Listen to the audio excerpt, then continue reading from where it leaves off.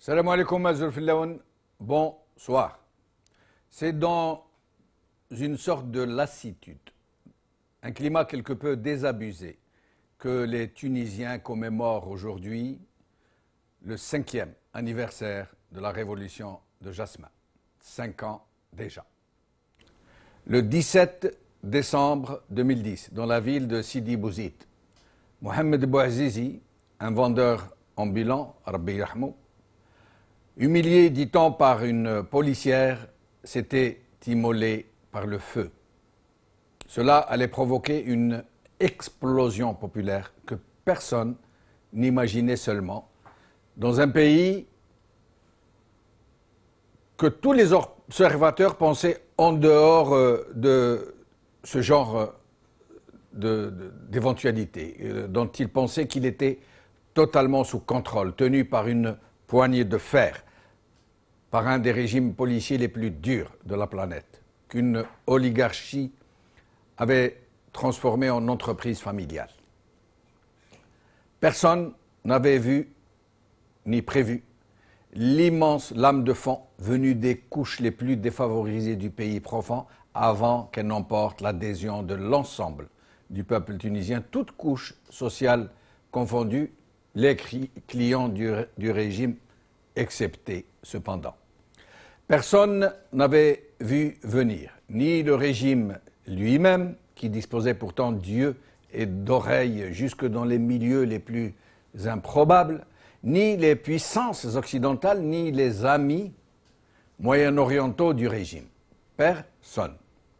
Pour la première fois dans cette région du monde, une révolution partait du sein même du peuple, non seulement sans avoir été planifiée, mais sans même avoir été éventée par des milieux qui ouvrent pourtant l'œil et le bon. On dit que le peuple tunisien a réalisé une des révolutions les plus emblématiques de l'histoire, qui allait donner le signal à tous les peuples de la région pour ce qu'on allait désigner sous le nom romantique de printemps arabe. Mais c'était compter sans ces forces qui tirent les ficelles du monde, le nôtre tout particulièrement. Des forces qui allaient faire en sorte que la situation dégénère, que les printemps se transforment en hiver boueux, sanglant. Il s'est donc passé ce qui s'est passé. Et en Tunisie, même si grâce au légendaire civisme des Tunisiens, le pays n'a pas basculé dans la violence, il n'en demeure pas moins que le parcours démocratique semble ne pas avoir été jusqu'au bout, ne pas avoir été à la hauteur des aspirations qui l'ont porté.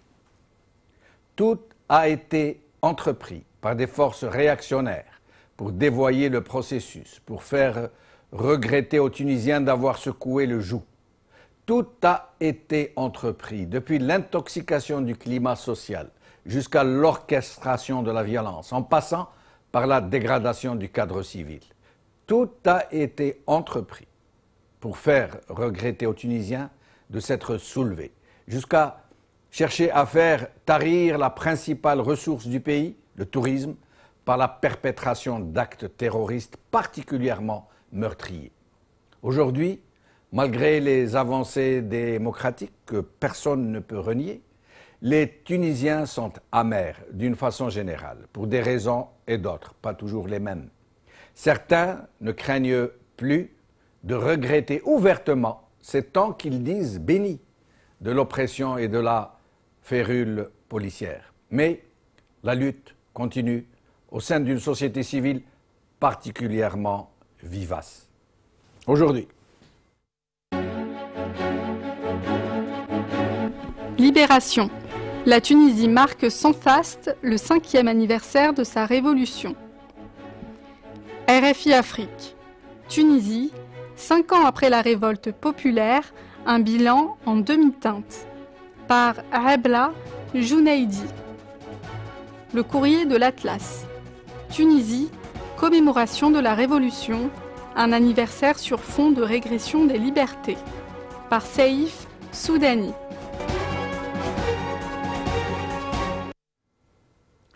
Aujourd'hui, avec nous, 4 membres du collectif des semeurs. Ils nous expliqueront ce que c'est. Chihab Bourdir, Sonia Zakraoui, Saïd Jendoubi, Mohamed Defallah, qui est en même temps historien. Nous aurons aussi Najat Labidi, avocate et militante des droits de l'homme, qui devait passer aujourd'hui, comparaître aujourd'hui devant le tribunal militaire. Vous imaginez comparaître devant le tribunal militaire un 17 décembre. C'est tout dire. Et Yamina Zourlami, historienne. Je les remercie tous et toutes d'être avec nous. Je vais commencer par Yamina Zourlami. Yamina Zourlami, merci d'être avec nous. Nous l'avons perdu.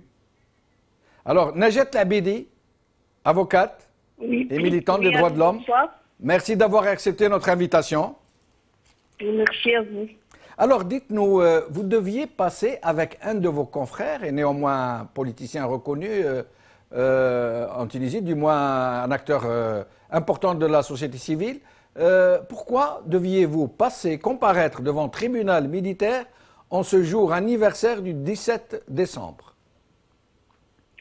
Nous devions comparaître aujourd'hui devant le tribunal militaire parce que nous avons refusé pour diffamation selon le tribunal militaire tout d'abord, diffamation d'un juge, mais ce qui est dit par le tribunal militaire et la qualification des faits, c'était contrairement à ce que nous pensons, parce que nous étions en train d'exercer notre profession comme avocat, comme partie civile pour la défense des droits de la victime devant ce tribunal militaire.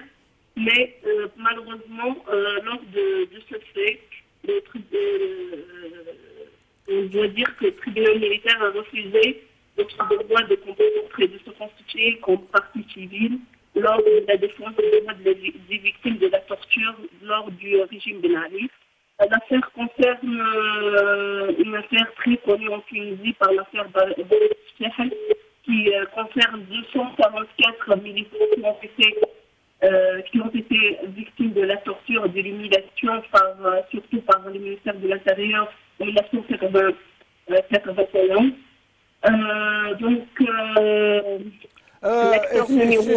Excusez-moi, Najat Labidi, on ne vous entend pas très bien. Je vais demander au soutien technique de voir avec vous au téléphone. Il y a comme des coupures. Nous allons revenir vers vous dans un petit instant. J'accueille à présent les membres du collectif les semeurs, Chihab Bourdir, Sonia Zakraoui, Saïd Jendoubi, Mohamed Defallah. Chihab Bourdir, merci d'avoir accepté notre invitation. Oui, bonsoir. Bonsoir. Alors, dites-nous d'abord ce qu'est le collectif Les Semeurs. Alors, d'abord, c'est un journal d'opinion, né exactement le 17 septembre 2015, donc il fêtera ses 3 mois Il est fait aujourd'hui. Voilà. Ça tombe bien. Oui. Voilà. Et donc, c'est un collectif d'universitaires, d'intellectuels, d'écrivains qui a décidé de mettre en place un journal et un journal d'opinion, bien évidemment, les Semeurs, Azora en arabe. Et puis, donc, c'est un journal qui, aujourd'hui, je dois dire, nous donne beaucoup de satisfaction, a un lectorat assez nombreux et, dans une certaine mesure, nous sommes très satisfaits de ce que nous sommes. Si vous dites un journal d'opinion, c'est que vous vous revendiquez d'une tendance en particulier, d'une mouvance en particulier. Non, justement, la spécificité de ce journal, c'est qu'il ne se réclame d'aucune tendance, un journal indépendant qui exprime une diversité d'opinions une variété d'opinions. Donc, on n'est pas exactement dans une posture idéologique, on la refuse et on fait en sorte que notre journal ait des préoccupations citoyennes d'abord et qu'il se consacre aux problèmes du Tunisien et non pas à des conflits idéologiques ou sectaires qui ne nous intéressent pas du tout. Notre préoccupation se situe au-delà de l'idéologie et nous avons l'ambition de ne pas justement nous enfermer dans un quelconque carcan idéologique. Ben, très bien. Vous êtes ensemble, je crois. Ça veut dire que je peux vous poser des questions et libre à vous oui, bien sûr. On attend juste que Sonia Zakaraoui arrive. Elle va arriver dans quelques instants. D'accord. Sinon, Saïd Jandoubi est là. Si Mohamed est là. Ah, Sonia vient d'arriver, justement. Ah ben voilà, donc moi je vais vous poser des questions et vous répondrez à votre choix, à votre guise, vous désignerez qui veut bien répondre. D'accord. Ce que je voudrais d'abord savoir, c'est est-ce que vous pouvez nous faire aujourd'hui un bilan, même sommaire, de ces 5 années qui viennent de passer du printemps de Jasmin, de la révolution de Jasmin? Et donc, c'est à lui de faire le sommaire. À qui Je vous le passe immédiatement. شكون معنا سعيد جندوبي. Bonsoir. Bonsoir, qui est avec nous s'il vous plaît? Mohamed Ifallah, historien contemporain. Mohamed ضيف الله. Oui. مرحبا بك, merci d'être avec nous, je vous en prie. أهلا مرحبا. بك. تفضل, je vous en prie. Alors donc faites-nous donc un bref sommaire de ce qui, un bilan de cette révolution de Jasmin qui est devenue emblématique pour tant de peuples que tout le monde connaît aujourd'hui. Où en êtes-vous? Où en est la Tunisie aujourd'hui? Bon, on a déjà on a pu donc traverser des périodes qui sont un peu difficiles en Tunisie. Après 2-3 ans de difficultés, de grève, etc., on est maintenant, pendant pratiquement cette année, on est dans une phase de transition démocratique. Mais il y a beaucoup de difficultés encore que la Tunisie rencontre, à savoir surtout le terrorisme, qui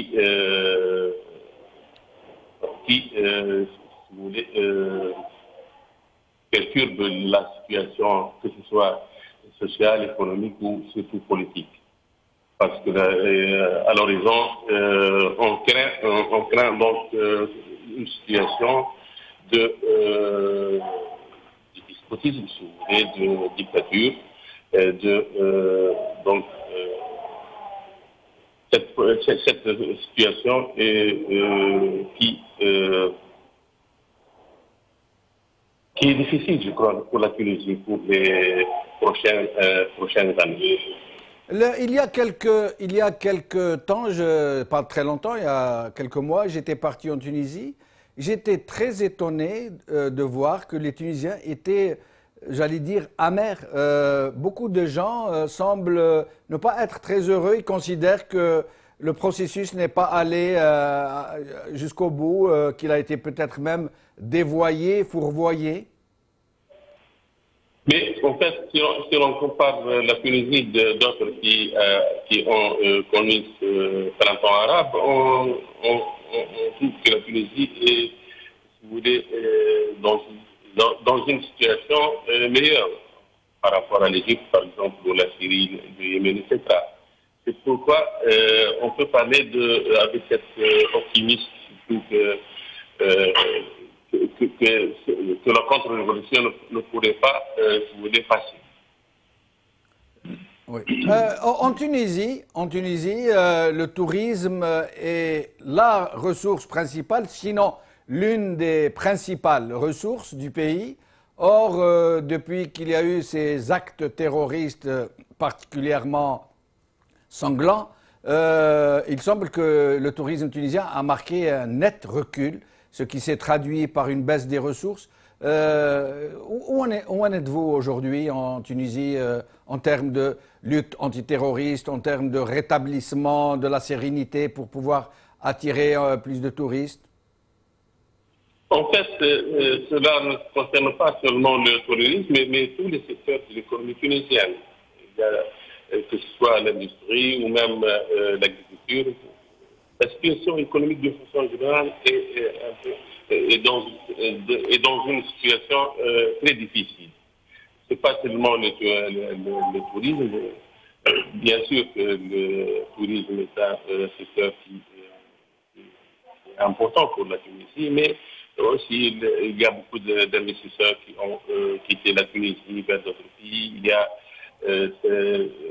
la baisse des intentions d'investissement, il y a cette chose de développement était à 0,5%, etc. Donc, la situation générale est un peu difficile, mais j'espère qu'il va se déboucher sur d'autres horizons. Et au niveau politique, sur la scène politique aujourd'hui, est-ce que nous pouvons dire que le climat est plutôt à la démocratie, que le processus est prometteur, que vous allez vers plus de démocratie, ou plutôt vers un retour à l'ancien régime, à d'anciennes méthodes, à une sorte de crispation à cause du terrorisme entre autres, mais pas seulement? En ce qui concerne la situation politique, je crois que la Tunisie a passé cette période de difficulté.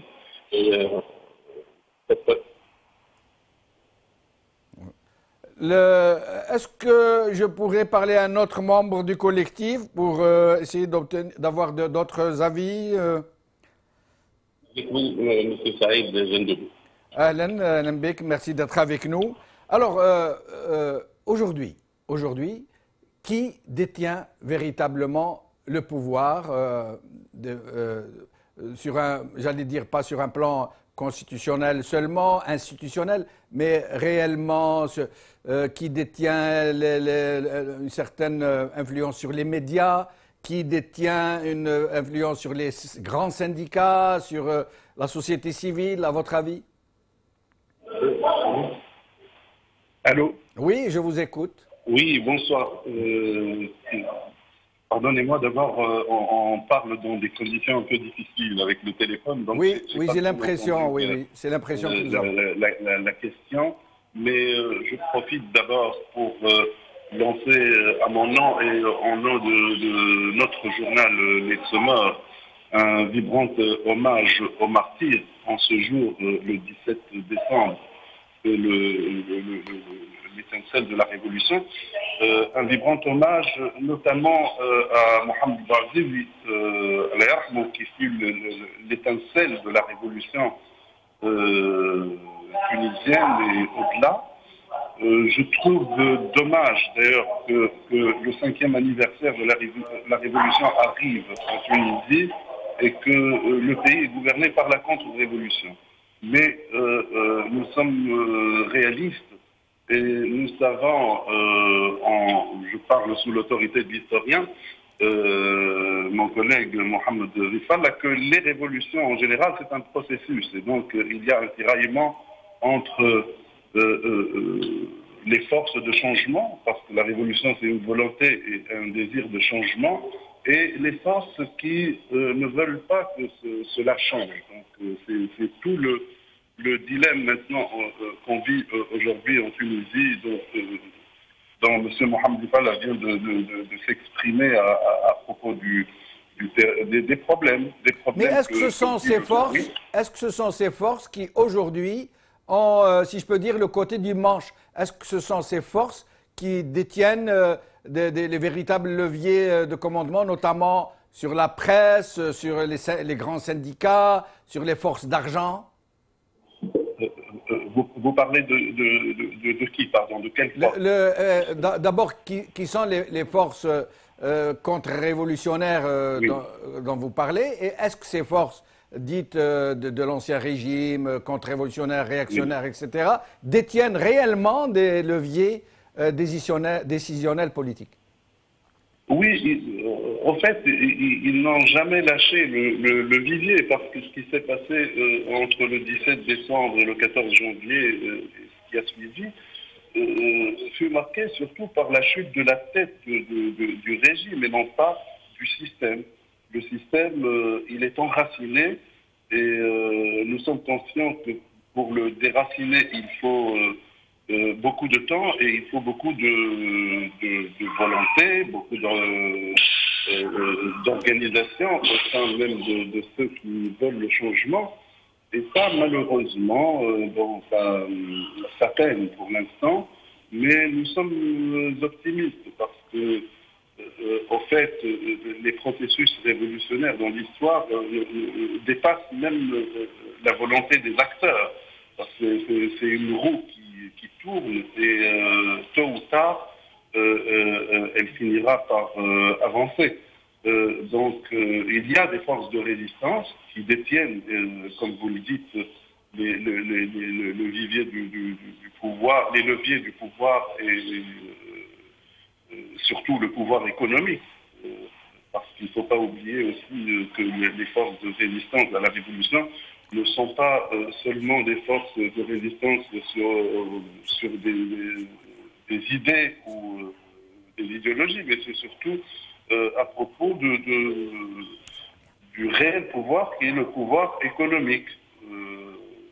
J'aimerais que Sonia Zarqawi nous parle un peu de la place de la femme tunisienne dans ce processus. On dit, et je ne pense pas que ce soit à tort, que la femme tunisienne est la plus libérée, la plus libre, la plus active du monde arabe. Qu'est-ce que vous en pensez, Sonia Zarqawi? Alors, bonsoir. Bonsoir. Déjà que je pense, comme plusieurs personnes, que le problème n'est pas un problème d'hommes et de femmes, c'est plutôt un problème de citoyenneté. La femme arabe a certainement des textes qui la protègent. Nous avons une constitution qui protège la femme arabe et nous avons aussi une histoire qui nous protège aussi du fait de la présence du statut du code du statut personnel qui a existé depuis Bourguiba mais qui a quand même, on a commencé à avoir une libération de la femme depuis l'ère de Tahar al-Haddad et donc c'était vraiment enraciné dans notre culture, même bien avant quoi. Et quand il y a eu le contrat de Arwa al-Qayrawaniya, donc nous, femmes tunisiennes, ce dont on a besoin, c'est pas de texte en fait, c'est un changement de mentalité, parce que on a beau avoir les plus belles institutions, les plus belles constitutions plutôt, et les plus beaux textes, si les mentalités ne changent pas, rien ne change. Aujourd'hui, la femme n'est pas présente. Donc, comme il se doit dans le gouvernement, ni dans les postes clés de la société. Je pense aussi que la tradition de faire de la politique est quelque chose qui a commencé il n'y a pas longtemps en Tunisie, et que la femme tunisienne, avant le temps de la dictature, n'était pas vraiment portée sur la politique, d'autant plus que c'était un terrain quand même miné. La femme tunisienne, tout comme l'homme, je pense, tout comme les vieilles personnes, et les handicapés et tout le monde, on a beaucoup plus besoin d'être citoyens, d'être égaux devant des textes de loi. Après, la femme tunisienne vivra les conditions de l'homme tunisien aussi. Donc, je ne sais pas pourquoi on voudrait dissocier. Personnellement, je ne dissocie pas. C'était surtout pour saluer ce particularisme, j'allais dire, de la société tunisienne. Mais sinon, moi, ce que j'aimerais vous demander, justement, au sujet d'un problème qui pèse autant sur les hommes que sur les femmes et sur la scène politique d'une façon générale, le chômage. En Tunisie, particulièrement le chômage qui touche les populations de l'ouest et du sud tunisien et qui se montre à la limite particulièrement menaçant sur les équilibres en Tunisie. Il faut dire que le chômage n'est pas seulement dû à une absence de débouchés. Il y a aussi une perte de 4% de croissance par année. Donc on perd 4% de croissance due à la corruption et au fuite de l'argent et tout ça. Et ça nous vaut 60 000, je pense 60 000 postes donc de travail pour nos jeunes et pour la population active. Donc imaginez pendant 23 ans combien de personnes n'ont pas été embauchées. Premièrement. Deuxièmement, le chômage, si on ne fait pas de croissance dans le pays, si on suit ce modèle économique tel qu'il est maintenant, je ne pense pas qu'on trouvera des solutions au chômage. En fait, ce programme, ce gouvernement, quand il est arrivé, il n'est pas arrivé avec un programme bien établi économique pour trouver de l'embauche aux gens. Il commence à tâtonner maintenant, à essayer de trouver des solutions. Je pense aussi que le problème de la Libye, il a empiré aussi notre situation parce que c'était aussi c'est-à-dire que c'était une solution pour les Tunisiens. Les Tunisiens y allaient en très très grand nombre. Maintenant qu'il y a la crise libyenne, donc on n'arrive pas à trouver de débouchés. Et je pense que c'est pas une solution, ce ne sont pas des problèmes plutôt auxquels on trouvera des solutions pour bientôt. Mais qu'est-ce qui fait que l'économie tunisienne n'arrive pas réellement à redémarrer, j'allais dire? Pourtant, ce n'est pas le dynamisme, le manque de dynamisme. Récemment, nous venons d'apprendre que l'agriculture tunisienne vient, par exemple, de décrocher le jackpot en matière d'exportation d'huile d'olive, puisqu'elle devient le premier producteur et exportateur au monde d'huile d'olive. Elle vient de détrôner l'Espagne, ce qui n'est pas peu. C'est dire que le dynamisme tunisien est au rendez-vous. Qu'est-ce qui fait alors que l'économie n'arrive pas à démarrer? L'économie n'arrive pas à démarrer déjà parce que les personnes qui détiennent donc les ficelles de l'économie ne sont pas orientés le mot est un peu gros, mais je vais le dire, ils ne sont pas orientés vers un patriotisme vraiment clair. Et ces gens-là, c'est pratiquement les mêmes personnes, c'est des clans, pratiquement, je dirais, des mafias qui ont tout l'argent. Et cet argent, il est entre un nombre très restreint de familles. Et donc, on les retrouve partout. Tourisme, agriculture, exportation, comme vous dites, d'huile d'olive ou même de dattes. On les retrouve dans les concessions des voitures aussi. Et cette l'absence d'équité donc dans le partage des richesses du pays, c'est problématique, quoi. On ne trouvera jamais de solution quand il y a juste c'est-à-dire des familles donc qui ont tout l'argent et on demande aux autres de travailler. Et que le Tunisien aujourd'hui, quand il travaille, il sait que tout l'effort qu'il fournit et ne va pas automatiquement dans les caisses de l'État. Il y a aussi un problème au niveau de la fiscalité. En Tunisie, les impôts donc en Tunisie, il y a aussi un problème de la fiscalité n'a pas été revue parce que du temps de la Troïka, il y a eu une étude et ça a été validé, mais ce gouvernement donc n'a pas pris le train en marche, il n'a pas continué sur ça. Et il y a aussi une évasion d'argent, donc il y a beaucoup d'argent qui est en train de filtrer et de sortir.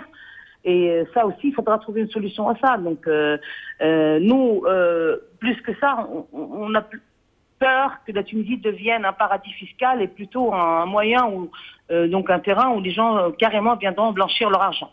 Restez avec nous, je reviens à vous dans un moment et j'aimerais que vous passiez votre téléphone à vos amis du collectif parce qu'on entend très bien sur votre téléphone. Nous retrouvons Najat Labidi qui est avec nous en attendant de pouvoir joindre Yamina Zurlami. Nous avons perdu Najat Labidi et nous n'avons pas pu joindre Najat Zurlami, il me semble. Donc nous restons avec le collectif. Je ne sais pas avec quel membre nous n'avons pas encore parlé. Oui, 2 secondes, je vous passe. Là, elle est là, donc elle est avec nous. Donc c'est un membre du collectif des semeurs. Pouvez-vous nous présenter, rappelez-nous son nom, s'il vous plaît? Oui, 2 secondes. Alors c'est Leïla Hajamar, elle est Leïla Hajamar. Oui. Je vous en prie, Leïla. Leïla, merci d'être avec nous. Je vous la passe. Merci.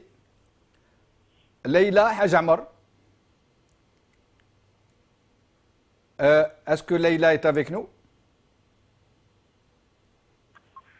Leïla? Oui, désolée, elle est sortie, donc je la trouve pas, je pense qu'elle est dehors. Donc voilà, de ce moment, je vous passe à Ahmed Lazif, donc si Ahmed est avec nous dans le collectif des semeurs. Merci, marhaba bik, Ahmed, merci d'être avec nous. Marhaba. Alors, Sonia Zaghraoui nous disait il y a un instant qu'il se trouve malheureusement que les principaux leviers économiques du pays se trouvent être entre les mains, elle ne dit pas le mot, d'une oligarchie, disons d'une minorité de gens qui détiendraient la quasi-totalité des grandes fortunes. Est-ce que c'est vraiment le cas? Nous pensions que c'était du temps de Ben Ali, la belle famille de Zine l'Abidine. Or, il semble que ce ne soit plus le cas aujourd'hui.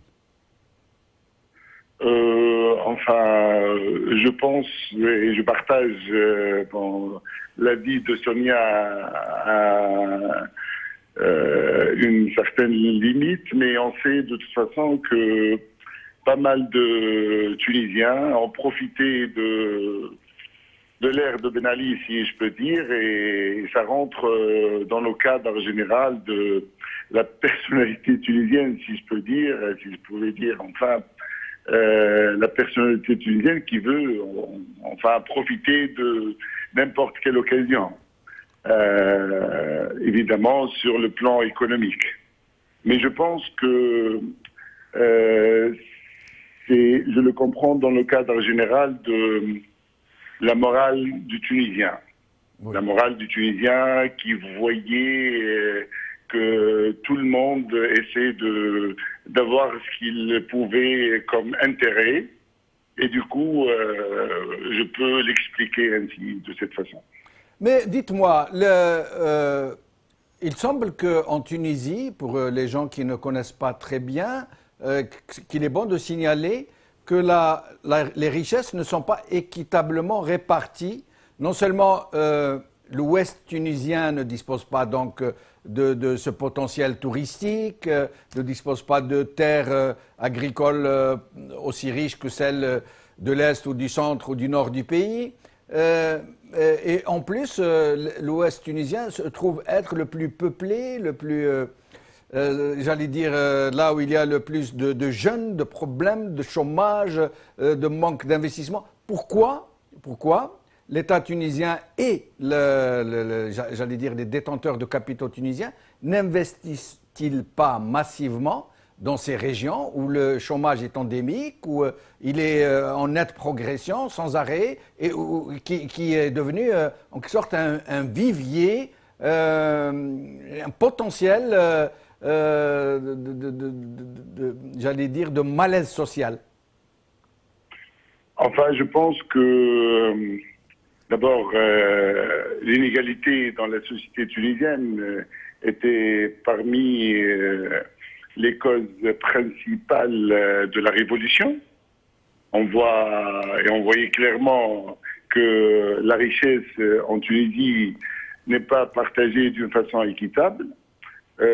Spécialement lorsqu'on parle de l'ouest de la Tunisie, je pense que c'était un choix de l'ère de Bourguiba d'abord, parce que avant, dans l'ouest de la Tunisie, il y a seulement l'usine du sucre à Béja.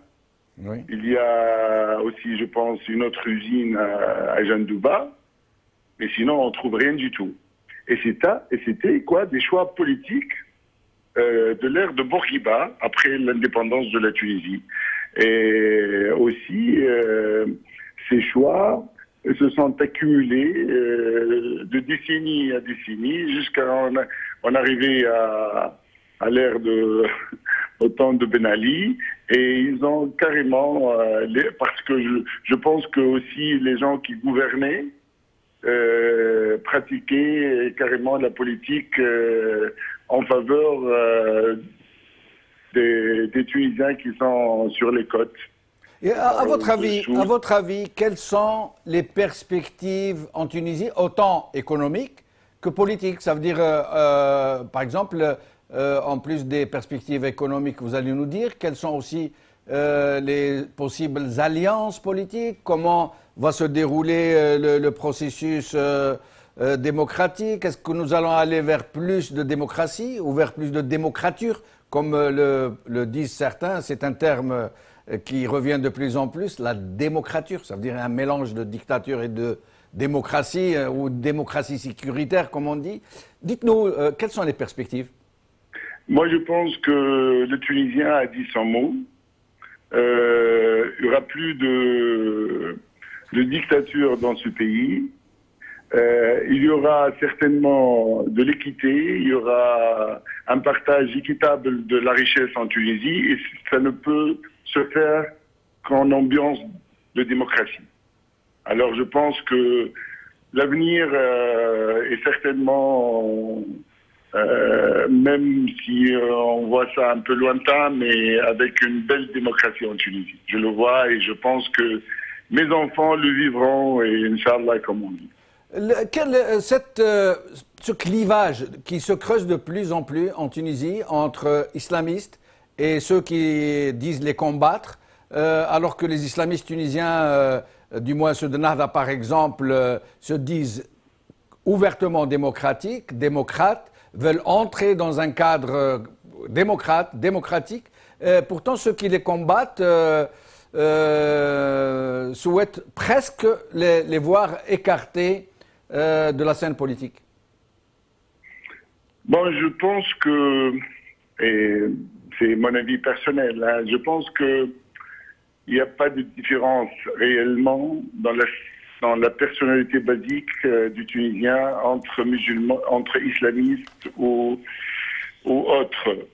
Tous les Tunisiens sont pareils dans un socle vraiment très important. Ça veut dire le commun entre les qui font de la politique actuellement, il est vraiment important. Et du coup, oui, et d'ailleurs, c'est pour cela qu'ils trouvent toujours des solutions en commun, et ce qu'on appelle le tawaf, enfin. Et ça, est issu de cette, comment dirais-je, de ce commun entre Tunisiens. Mais je pense que il y a quand même quelques-uns qui ont un problème carrément d'ordre idéologique. Ça veut dire qu'ils n'ont pas pu comprendre qu'en Tunisie actuellement, on peut vivre vraiment ensemble et on peut vraiment construire une nouvelle Tunisie ensemble, que ce soit islamiste ou autre. Et je pense que le déroulement des choses en Tunisie va vraiment les écarter et les mettre à côté et laisser uniquement seulement les Tunisiens ensemble, peu importe leur couleur, qui veulent construire un pays démocratique et un bon avenir pour nos enfants. En matière de droits de l'homme, aujourd'hui en Tunisie, est-ce que nous pouvons dire que les droits de l'homme sont vraiment respectés? Bon, je pense qu'ils sont beaucoup mieux qu'avant, qui sont de plus en plus respectés en Tunisie, quoique parfois on voit des dérapages par là ou par-ci, mais on voit que les choses se déroulent mieux, même ceux qui ne respectaient pas avant les droits de l'homme, et je parle spécialement ici du corps du ministère de l'Intérieur. On voit moins maintenant comment dirais-je, de non-respect aux droits de l'homme. On constate aussi qu'il existe encore et que on n'a pas encore éradiqué ça d'une façon mais là, très franchement, vous me faites, comme disent les Français, une réponse de Normand. Parce que pour me dire qu'il y a moins d'abus et de violations que du temps de Ben Ali, excusez-moi, la réponse est un peu évasive. Parce que du temps de Ben Ali, c'était les dépassements à un point outrancier. Si on a moins, ça veut dire que c'est toujours aussi grave. Est-ce que vous Non, pouvez... ça veut dire qu'il y a encore. Ça veut dire qu'il y a encore. Voilà, mais est-ce que vous pourriez nous préciser votre pensée encore comment? Ça veut dire des arrestations arbitraires, de la torture, des enlèvements Non. On ne parle pas de torture, mais on parle d'actes, comment dirais-je, d'actes... il n'y a pas des abus, vous voulez dire, des excès, des dépassements, des violations du droit? Non, il n'y a pas de dépassement organisé, c'est ce que je veux dire. Avant, d'accord, très bien. Avant, c'était organisé, il y avait une machine pour la torture, il y avait une machine pour le dépassement de tous les droits de l'homme. Maintenant, il y a des comportements personnels plutôt de ce type ou de l'autre. Et c'est ça ce que je voulais dire par moins d'abus. Il n'y avait plus cette machine qui torturait les Tunisiens. Mais sinon, dites-moi, quel est l'état d'esprit aujourd'hui, très franchement, du Tunisien, de Monsieur Tout-le-Monde en Tunisie, pour ce qui est de la révolution? Est-ce que les Tunisiens sont satisfaits? Est-ce qu'ils sont heureux? Est-ce qu'ils espèrent un jour encore le meilleur? Est-ce qu'ils sentent qu'ils vont vers le meilleur ou est-ce qu'ils sont déçus?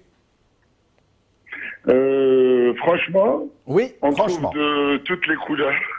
Mais la majorité, je sens qu'ils sont déçus par la révolution.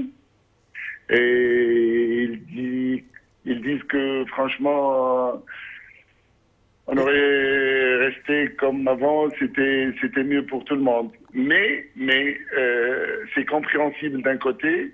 Et d'un autre côté, je pense que la pression elle est encore de plus en plus sur l'élite, entre parenthèses, entre guillemets, qui doit travailler vraiment pour changer ce modèle de conscience. Mais c'est terrible ce que vous nous dites là, et je l'ai moi-même constaté. Il y a quelque temps, j'ai été en Tunisie, j'ai écouté plusieurs personnes dire la même chose, alors en des endroits différents. Je l'ai entendu de mes oreilles, avec des personnes. Et ça m'a paru terrible. Vous avez tout à fait raison, mais écoutez, vous savez, le niveau de conscience des gens il est différent d'une personne à une autre. Oui. Vous parlez de la majorité des Tunisiens qui ont un niveau de conscience franchement qui n'est pas très évolué par rapport à la politique, je parle. Mais pourquoi, à votre avis, pourquoi ils sont déçus? Pourquoi ils sont déçus? À votre avis, pourquoi? Moi, je vais vous donner un exemple. Par exemple, quelqu'un m'a dit, avant, la Tunisie, elle était propre, les gens respectaient le code de la route, tout le monde respectait la loi. Mais ça a été organisé par la contre-révolution. C'est la contre-révolution qui a fait en sorte que les rues soient plus sales, que la police ne parle plus aux gens pour qu'ils conduisent n'importe comment. Ça a été organisé. Ça n'aurait pas dû provoquer une telle déception. Plutôt, moi, je comprends ça par dans un régime totalitaire, dans un régime policier, on comprend bien pourquoi les gens avaient peur. Enfin, ils avaient peur de tout. Même de jeter un morceau de papier dans la rue comme ça, parce que c'était facile de trouver ça comme une excuse d'arrêter quelqu'un ou je ne sais pas quoi. Mais après la Révolution, on peut dire qu'on voit mieux la vraie nature du Tunisien. Ça veut dire comment il est vraiment. C'est quelqu'un qui ne respecte pas les droits, qui ne respecte pas, qui trouve tous les moyens pour se rendre, comment dirais-je, je vais vous dire ça en arabe. Nous avons un terme, il se débrouille, quoi. Il trouve tous les moyens sont bons, mais Système D. Alors, avec ce type de personnalité, certainement, lorsque l'État s'affaiblit, lorsqu'il n'y a plus d'État fort comme avant, on va le voir avec sa vraie nature, quoi. C'est quelqu'un qui n'a aucun respect pour les droits, ni le code de la route, ni rien d'autre. Je vous remercie infiniment, comme je remercie les membres du collectif Les Semeurs. Je remercie Najat Labidi que nous n'avons pas pu joindre de nouveau. Yamina Zourlami aussi, c'est dommage. Sinon, ce que je voudrais dire en guise de conclusion, c'est que tous les régimes despotiques font en sorte qu'après eux, s'ils sont contestés, s'ils sont balayés, c'est toujours le déluge. Ils font en sorte qu'après eux, ça ne peut être que pire. Et c'est pour ça qu'ils sont souvent regrettés après qu'ils aient été balayés. C'est tout ce que nous pouvons dire. Mais sinon, la Tunisie romantique, la révolution de Jasmin, resteront à jamais gravées dans la mémoire humaine comme ayant été un pays, très beau pays, qui a porté une très belle révolution. Et je suis sûr et certain, j'en suis convaincu, qu'ils n'en resteront pas là et qu'ils continueront d'avancer. Merci beaucoup, merci d'avoir suivi cette émission. Qawala khair bislama.